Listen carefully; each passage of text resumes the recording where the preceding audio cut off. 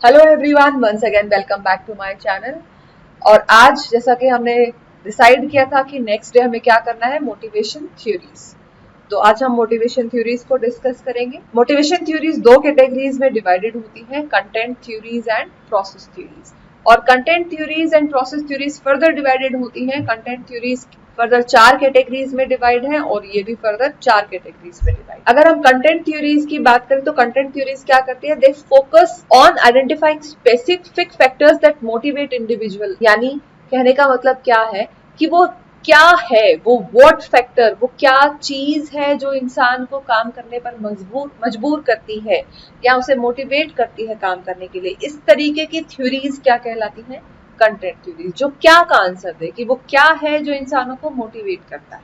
These theories emphasize the internal needs and desires that drive behavior. ये ज्यादातर internal needs पर focus करती है इंसान। Whereas process theories की अगर बात करें, so these theories aim to understand cognitive processes that influence motivation and how individual make decision about their actions. That means ये किस क्वेश्चन को आंसर कर रही है, हाउ को, कि मोटिवेटेड तो है but how to motivate people. वहां मोटिवेटेड खुद ही है इंसान, पर हमें देखना है कि वो क्या है जो इंसान को मोटिवेटेड रखता है। वो उसके इंटरनल फैक्टर्स ही रहेंगे। ये ज्यादातर केसेस में एक्सटर्नल फैक्टर्स के साथ डील करेगी, क्योंकि वो कोई है, वो क्या चीज है, उसे कैसे मोटिवेट करना है, that comes under the process theories. अब मोटिवेशन थ्योरीज की अगर बात करें, अब कंटेंट थ्योरीज की अगर बात करें तो सबसे पहली थ्योरी कौन सी है, Maslow need hierarchy theory. Abraham Maslow नाम के इंसान ने ये थ्योरी दी थी। उन्होंने क्या किया, एक हायरार्की बनाई। उन्होंने इंसान की नीड्स को, हमने स्टार्टिंग में मोटिवेशन की डेफिनेशन में ही पढ़ा था कि there are certain needs which drives human being to do certain work, जो उसका मोटिवेशन फैक्टर बनती है। अब्राहम मास्लो ने क्या किया, उन नीड्स को 5 कैटेगरीज में डिवाइड किया और उसे एक हायरार्किकल फॉर्म में अरेंज किया। उन्होंने कहा कि हर इंसान सबसे पहले अपनी फिजियोलॉजिकल नीड्स को पूरा करना पसंद करता है। कहने का मतलब ये, जैसे कि बेसिक चीजें, रोटी कपड़ा मकान, सांस लेना, खाना पानी, सेक्स, स्लीप, एक्सक्रीशन, मतलब जो बिल्कुल बेसिक चीजें हैं, उन जरूरतों को पूरा करने पर ध्यान देगा पहले इंसान। जब वो इस लेवल का इंसान हो जाएगा कि उसकी ये जरूरतें पूरी हो रही हैं, तब जाकर वो क्या सोचेंगे, सेफ्टी के बारे में सोचेंगे। आप देखिए, आपने देखा होगा बहुत सारे इलाकों में, आउटस्कर्ट्स पर सिटीज के बहुत पुअर लोग रह रहे होते हैं।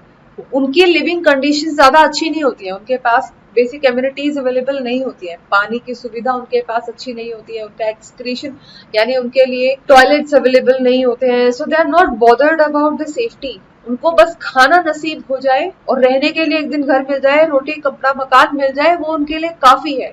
उनको उस वक्त ये नहीं होता कि आज हमने चोरी कर ली या हमने कहीं सबके सामने एक्सक्रीटेड समवेयर इन ओपन, तो उनको ऐसा लग रहा है कि वही हमारी तो सेल्फ रिस्पेक्ट चलेगी। No, they are not bothered about this. क्यों? क्योंकि अभी उनको यही हासिल करना बहुत मुश्किल हो रहा है। वंस दैट इज अचीव, वो किसकी तरफ चले जाएंगे, सेफ्टी की तरफ। अब वो अपनी सेफ्टी की सोचने लगेंगे, अपने बच्चों की, अपनी खुद की, अपनी फीमेल मेंबर्स की सिक्योरिटी के बारे में वो सोचने लगेंगे। अब वो एक अच्छे से घर की डिमांड करेंगे, ऐसी जगह घर ढूंढेंगे जो सेफ एरिया हो। या यूं कह लीजिए कि अगर हम फाइनेंशियल सिक्योरिटी की भी बात करें तो अब उसके दिमाग में ये चीजें आएंगी, वो इंश्योरेंस कराएंगे, वो देखेंगे कि उनके बच्चे सेफ है कि नहीं, उनका पानी, पीने का जो पानी है वो साफ है कि नहीं, हेल्थ इश्यूज तो नहीं है। हम आसपास हॉस्पिटल्स होंगे, कोशिश करेंगे वही घर लें, स्कूल्स हो जहाँ अच्छे स्कूल्स हो, स्कूल्स का एनवायरनमेंट चेक करके तब बच्चे का एडमिशन कराएंगे। यानी उसके बाद वो क्या करेंगे, अपनी सेफ्टी नीड्स को पूरा करेंगे।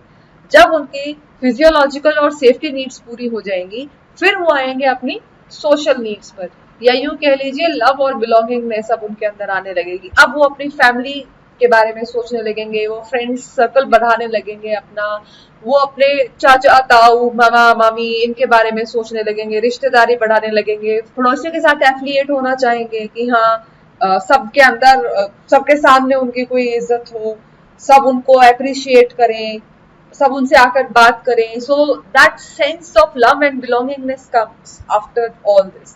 जब ये सब पूरा हो जाता है, सोशल नीड्स भी जब पूरी हो जाती है, तब आती है एस्टीम।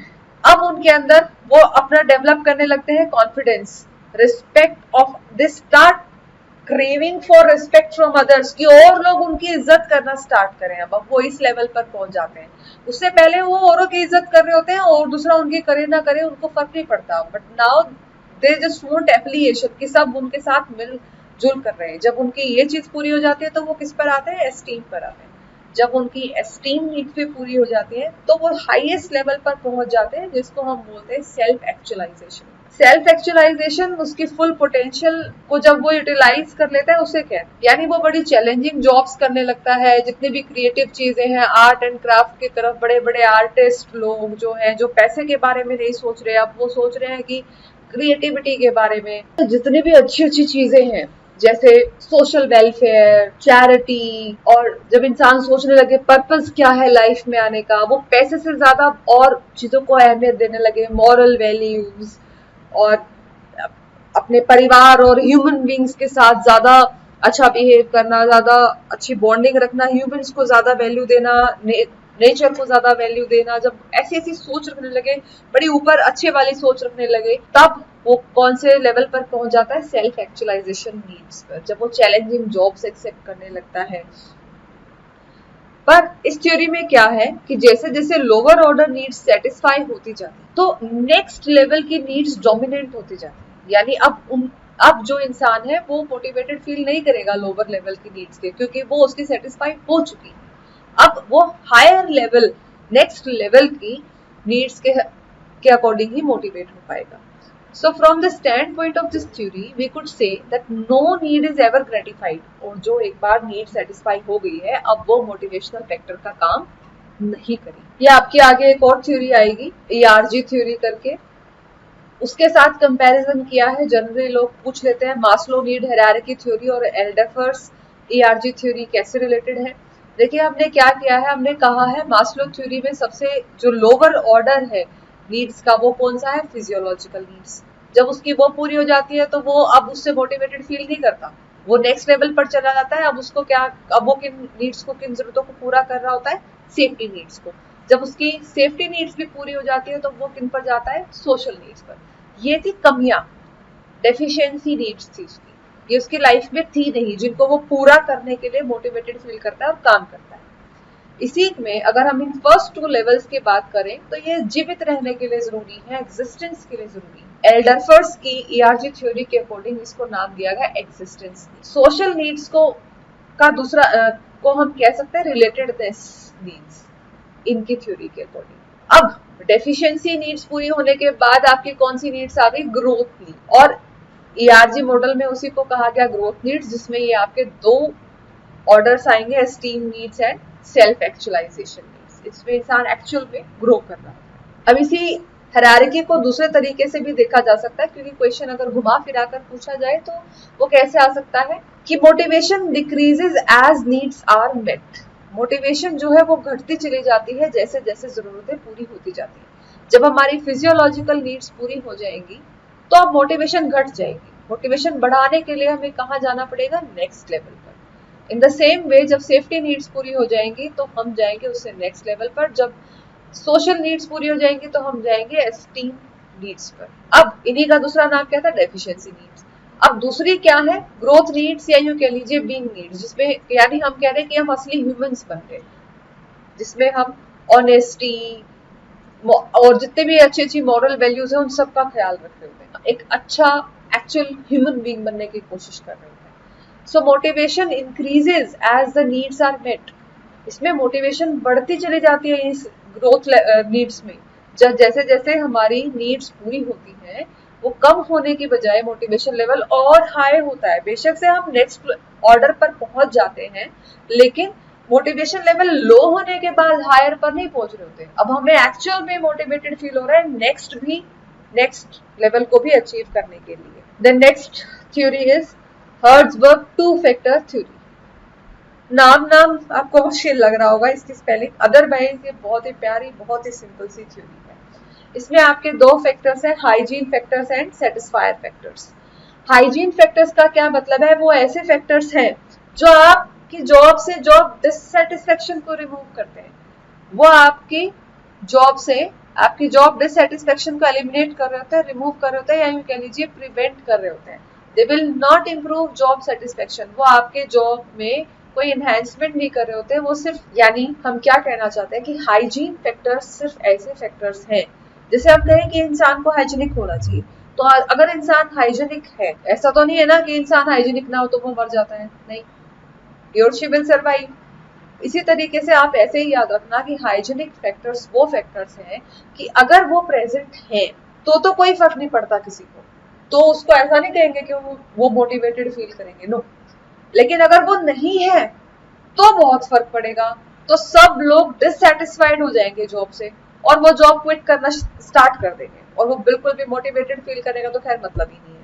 लाइक फॉर एग्जाम्पल उनकी वर्किंग कंडीशंस, यानी रूम्स का होना, उनके लिए बैठने के लिए चेयर्स का होना, अगर कोई लेक्चरर है तो उसके लिए स्टूडेंट्स का होना पढ़ाने के लिए, लाइट्स का होना, फैंस का होना, उनकी सैलरी मिलना, ये इस तरीके के जो फैक्टर्स हैं ये जरूरी हैं, ये नहीं होंगे तो दिक्कत होगी, लेकिन अगर ये हैं तो उनको कोई फर्क नहीं पड़ रहा, वो इसको ऑब्वियस लेकर चल रहे हैं कि ये तो होगा ही, इनको तो वो ऐसा मानकर चल रहे हैं ये तो होना ही है, ये तो होना ही चाहिए, यानी ये हाइजीन फैक्टर्स हैं, ये सिर्फ जॉब डिससेटिस्फेक्शन को रिमूव कर रहा है। लाइक फॉर एग्जाम्पल अगर हम जाएं कॉलेज में और हमें बैठने के लिए रूम ही ना मिले, या रूम है चेयर से ना मिले, या स्टूडेंट्स की अगर बात करें स्टूडेंट्स गए हैं क्लास में लेक्चरर ही ना मिले, तो that would lead to dissatisfaction.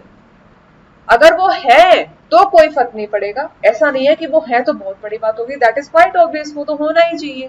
तो ऐसे फैक्टर्स क्या होंगे, हाइजीन फैक्टर्स, यानी वर्किंग कंडीशन, इंटरपर्सनल रिलेशनशिप्स का अच्छा होना, अच्छी ऑर्गेनाइजेशनल पॉलिसीज का होना, quality of supervision, base wages का मिलना, सैलरी का मिलना, इस तरीके के फैक्टर्स आपके किसमें आते हैं, हाइजीन फैक्टर्स, जिनके होने से कोई फर्क नहीं पड़ेगा, जिनके होने से कोई फर्क नहीं पड़ेगा, लेकिन अगर ये ना हो तो बहुत फर्क पड़ेगा। इसके ऑपोजिट है आपके सेटिस्फायर फैक्टर्स, जिसका दूसरा नाम क्या है, मोटिवेशनल फैक्टर्स, जैसे कि सेंस ऑफ अचीवमेंट, कि हमें कोई टारगेट मिला था, बड़ा अच्छा महसूस कर रहे हैं उसको अचीव करके। लाइक फॉर एग्जांपल किसी आर्मी मैन ने किसी टेररिस्ट को पकड़वाया, सेंस ऑफ अचीवमेंट, ठीक है, आपकी रैंक फर्स्ट आई है, sense of achievement, your parents will feel proud of you, feeling of recognition, feeling of recognition, आपको सब पहचानने लगे, अरे ये वो है जो इंटरनेशनल खिलाड़ी है,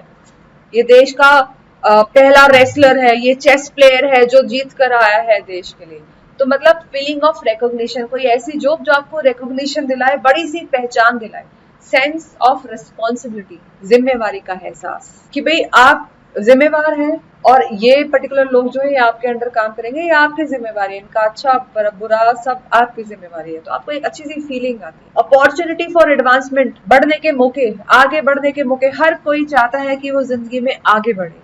So opportunity for advancement is one of the satisfier factors, or we can say motivational factors.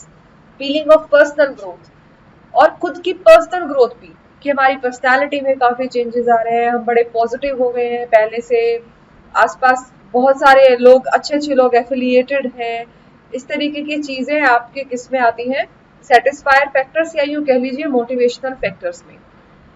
Improvements in these factors, improvements in these satisfier factors will lead to job satisfaction। देखिए हम क्या कह रहे थे पिछले में, वो कह रहे थे कि ऐसा नहीं है, this will not improve, hygiene factor will not improve job satisfaction, but motivational factors will improve job satisfaction, they will not prevent job dissatisfaction। लेकिन अगर किसी को dissatisfied होना होगा तो ये उसको prevent नहीं कर रहे थे, उसको कौन prevent कर रहा होता है, आपकी Herzberg।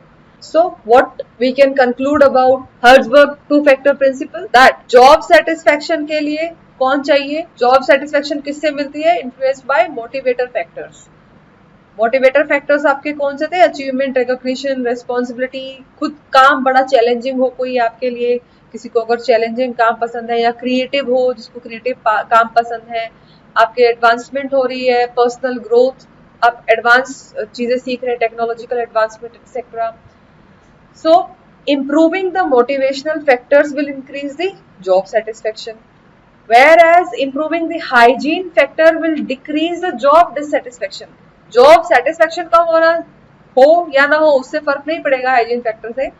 हाइजीन फैक्टर होने से किस बात पर फर्क पड़ेगा कि इंसान जो है जॉब से डिससेटिस्फाइड नहीं होगा। और उसके एग्जाम्पल्स आपके कौन से थे? वर्किंग कंडीशंस, कोवर्कर्स के साथ आपके रिलेशंस कैसी हैं, पॉलिसीज रूल्स कैसे हैं, सुपरविजन की कैसी क्वालिटी है, सैलरी या वेजेस आपको टाइम पर मिल रही है कि नहीं मिल रही है, अच्छी मिल रही है कि नहीं मिल रही है। इस तरीके के फैक्टर्स आपके क्या हैं? Hygiene factors. Next theory, McClelland's need theory. David McClelland ने प्रपोज किया था कि इंसान जो है उसने 3 कैटेगरीज दी जरूरतों की, अचीवमेंट, एफिलिएशन और पावर। और उसने कहा कि इंसान इनको एक्वायर करता है, अपने लाइफ एक्सपीरियंसेस के साथ इनको सीखता है। और इन चीजों के बारे में उसने बताने के लिए एक टेस्ट का यूज किया जिसको बोला टैट, या यूं कह लीजिए थीमेटिक एप्रिसिएशन टेस्ट। इससे वो इनकी स्ट्रेंथ को मेजर करता है, कितना उसके अंदर अचीवमेंट का जज्बा है, कितना वो एफिलिएटेड फील करना चाहता है लोगों के साथ, या कितना उसके अंदर पावर पाने का जज्बा है। सो इनको एक एक करके पढ़ते हैं। First one is need for achievement, जिसको एनएड करके भी लिख देते हैं। तो the desire to do something better और more efficiently, to solve problems और टू मास्टर कॉम्प्लेक्स टास्क। यानी ऐसे इंसान जो बहुत एफिशिएंसी के साथ काम करना पसंद करते हो, जो डिफिकल्ट से डिफिकल्ट काम को करना पसंद करते हो, कोई प्रॉब्लम में फंसा हुआ है उस प्रॉब्लम का सोल्यूशन फाइंड करने की कोशिश करते हैं। यानी जो कॉम्प्लेक्स टास्क जो बड़ा चैलेंजिंग नेचर के होते हैं उनको अचीव करने में कुछ बड़ा मजा आता है। तो ऐसे लोगों को उन्होंने किस कैटेगरी में डाला है कि वो मोटिवेट होंगे नीड फॉर अचीवमेंट से। सेकेंड टाइप के लोग हैं नीड फॉर पावर। कुर्सी का खेल है भाई, सब लोग पावर के पीछे हैं। The desire to control other person, बड़ी इच्छा रहती है लोगों को दूसरे लोगों पर राज करने की। इन्फ्लुएंस देयर बिहेवियर, कि वो खुद तो नहीं सुनेंगे लेकिन दूसरों से अपनी मर्जी का काम करवाना चाहते हैं। They try and influence their behaviour और to be responsible for other person. उनको बड़ा मजा आता है कि हमारी रिस्पॉन्सिबिलिटी है इस इंसान की। A finer distinction can be made like the need for personal power और the need for social power. कई बार इंसान बस अपने लिए पार पाना चाह रहा होता है, कई बार वो सोसाइटी के वेलफेयर के लिए पार पाना चाहता है। तो पार ये 2 तरीके की है, हम अपने हिसाब से इसका आंसर बनाकर लिख सकते हैं। Third one is need for affiliation. नाम ही बता रहे हैं एफिलिएशन। जब आप एफिलिएटेड फील करना चाहते हैं, लोगों के साथ मिलजुल कर रहना चाहते हैं, आप चाहते हैं कि मेरे पास दुनिया भर के लोग हों, मैं जाऊं तो रिश्तेदार हों, मैं जाऊं तो फ्रेंड सर्कल हो बहुत बढ़िया, मैं जाऊं तो मेरे बड़े अच्छे अच्छे कोलीग्स हो। जब किसी के मन में इस तरीके की फीलिंग्स आए और तब वो मोटिवेटेड फील करता हो, तो उसको हम किस कैटेगरी में डालेंगे? Need for affiliation. So the desire to establish and maintain friendly and warm relations with other persons, these type of people fall under this category, need for affiliation। अब हम देखें तो किस तरीके के लोग, अलग अलग प्रोफाइल के लोग अलग अलग कैटेगरीज में डाले जा सकते हैं। जैसे अगर हम देखें तो most important need for executive success is the need for social power. तो अगर किसी को कोई एग्जीक्यूशन का काम मिला है, उसे काम करवाना है, तो उसको पावर चाहिए। Of course we know with power comes responsibility, पर अगर पावर नहीं है तो वो किसी से कैसे काम करवाएगा? यानी उसको अथॉरिटी देनी पड़ेगी। तो सोशल पावर का होना जरूरी है अगर कोई एग्जीक्यूटिव फील्ड का है। तो person with high need for affiliation may not make the best managers. Why? खुद से सोचिए, अगर कोई बहुत ऐसी इच्छा रखता है कि वो बहुत एफिलिएटेड हो, तो वो अच्छा मैनेजर बहुत कम केसेस में हो सकता है, बहुत रेयर चांसेस है उसके बेस्ट मैनेजर बनने के। व्हाई? क्योंकि बुरा बनना पड़ता है काम करवाने के लिए। अगर आप एफिलिएटेड हैं तो आपको यारी दोस्ती बहुत भाती है, और यारी दोस्ती में आप किसी को डांट नहीं सकते। जैसे ही आपने डांटा, उसका मुंह फूल के गुब्बारे जैसा हो जाएगा और वो आपका अगले दिन से फ्रेंड नहीं रहेगा, but you want him to be friend. तो दैट मीन्स अगर आप बेस्ट मैनेजर हैं, if you want to be best manager, तो एफिलिएशन की जरूरत आपको साइड रखनी पड़ेगी। Next one is your ERG theory, जिसका दूसरा नाम है एल्डरकर। तो ये बेहतर एक्सप्लेन होगी मास्लो के साथ रिलेट करके, because it is the extension of Maslow. तो इसमें 3, इसकी फुल फॉर्म ही ये है। E stands for existence needs, R stands for relationship needs, G stands for growth needs. Existence needs desire for physiological and material wellbeing, या यूं कह लीजिए जीने के लिए जो चीजें चाहिए। So these are the needs related to human existence. And ये अगर मास्लो के साथ कंपेयर करें तो उसकी कौन सी नीड्स के साथ कंपेरेबल है? फिजियोलॉजिकल एंड सेफ्टी नीड्स, थोड़ी देर पहले भी हमने डिस्कस किया था ये। Then is relationship needs, desire for satisfying interpersonal needs, इसमें आप बिलोंगिंग, सेंस ऑफ बिलोंगिंगनेस जिसमें आ जाती है। सोशल नीड्स की अगर बात करें तो सोशल नीड्स अगर मास्लो की थ्योरी की बात करें तो वो यही है, relationship needs. Then is growth needs, जिसमें अगर मास्लो के साथ हम कंपेयर करें तो उसमें आपकी कौन सी आ जाती है, लास्ट की ऊपर वाली दो, जिसमें एस्टीम नीड्स और आपकी कौन सी थी, सेल्फ एक्चुअलाइजेशन नीड्स आ जाती है। अब एक और थ्योरी है McGregor theory X and theory Y. Okay, ERG theory के बारे में एक और बात रह गई। ERG theory does not assume that lower level needs must be satisfied before the higher level needs become activated. आपको याद हो तो मास्लो में ऐसा था कि पहले लोअर नीड्स को सेटिस्फाई करेंगे इंसान, जब लोअर नीड सेटिस्फाई हो जाएंगे तो वो मोटिवेशन का फैक्टर नहीं रहेंगी, और जैसे ही लोअर नीड सेटिस्फाई होंगे तो इंसान की नई जरूरतें जागृत हो जाएंगी और फिर उसको हायर ऑर्डर की जरूरतें पूरी करने की इच्छा जागृत होगी। इसमें ऐसा नहीं है। This theory includes a unique frustration regression principle whereby an already satisfied lower level need becomes reactivated when a higher level need is frustrated। जब इसमें उल्टा हो रहा है, इसमें क्या हो रहा है, जब कोई हायर लेवल नीड जो है वो पूरी ना हो रही हो, उससे फ्रस्ट्रेशन पैदा हो रही हो, तो लोअर लेवल की नीड अपने आप रीएक्टिवेट हो जाती है, और जब वो पूरी हो जाती है फिर से हम हायर लेवल की तरफ जाने लगते हैं। प्रोसेस मोटिवेशन थ्योरी से पहले एक और करनी है, एक्स वाई थ्योरीज, तो भी बस theory X and theory Y, और इसको हम मैकग्रेगर थ्योरी भी बोलते हैं, क्योंकि डगलस मैकग्रेगर जी ने ये कहा था कि ह्यूमन बींग्स को हम दो डिस्टिंक्ट कैटेगरीज में बांट सकते हैं, one is theory X and another is theory Y. आपको एक याद हो गई ना तो दूसरी अपने आप याद हो जाएंगी, क्योंकि ये दोनों एक दूसरे के अपोजिट है। अगर मैं थ्योरी एक्स की देखिए अगर बात करूं तो थ्योरी एक्स के असम्पशंस देखिए क्या है। Employees in general does not like work, काम करना ही पसंद नहीं है भाई, अवॉइड करते हैं काम करने को। Unless manager closely supervise employees, it is difficult to ensure task completion। मतलब इतने कामचोर हैं कि जब तक उनको कोई सुपरवाइज ना करे अपने काम को पूरा नहीं करेंगे। Therefore, manager must push employees to work either through reward or punishment। अब ये मैनेजर के ऊपर है, उसकी इच्छा है कि वो काम जो है वो रिवॉर्ड मेथड से कराएगा कि पनिशमेंट मेथड से कर पाएगा। Employees lack aspirations, खुद से करने की कोई इच्छा नहीं है। They dislike responsibilities, जिम्मेवारी लेना बिल्कुल पसंद नहीं है उन्हें। So they give more weightage to job security। Managers need to direct them at every step। जाहिर सी बात है, जिसको काम करना पसंद नहीं है उसे काम जबरदस्ती करवाना पड़ेगा। उसी से रिलेटेड पॉइंट्स है सारे।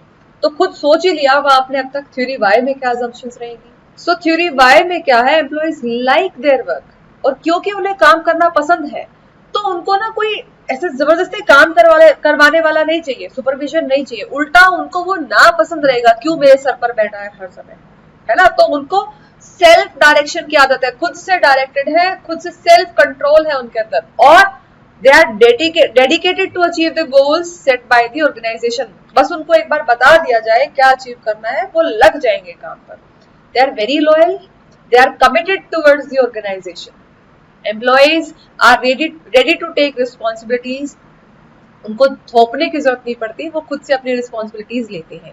They possess capabilities to solve problems and complete tasks on their own। Unlike theory X, under theory Y is an optimistic viewpoint। Of course, theory X pessimist है, negative है, theory Y जो है वो optimist है। In theory Y, managers assume that employees are self-motivated and they like to do the work। So if we look at Maslow's need hierarchy, then according to the theory, why employees are motivated by higher order needs। यानी उनमें आपकी क्या रहेगी, esteem needs की वजह से वो काम करते रहेंगे, और वो ऐसी स्टेज पर है कि वो सेल्फ एक्चुअलाइजेशन की तरफ जा रहे हैं, और क्योंकि वो इतने हाई ऑर्डर को अचीव करने वाले हैं तो वो सेल्फ मोटिवेटेड है। और दूसरे वाले क्या है, वो लोअर हायरार्की पर है अभी, और क्योंकि वो लोअर हायरार्की पर है तो जाहिर सी बात है मैनेजर को उनसे काम करवाने के लिए तरह तरह की ट्रिक्स की जरूरत पड़ेगी। जैसे one of the famous trick is carrot and stick.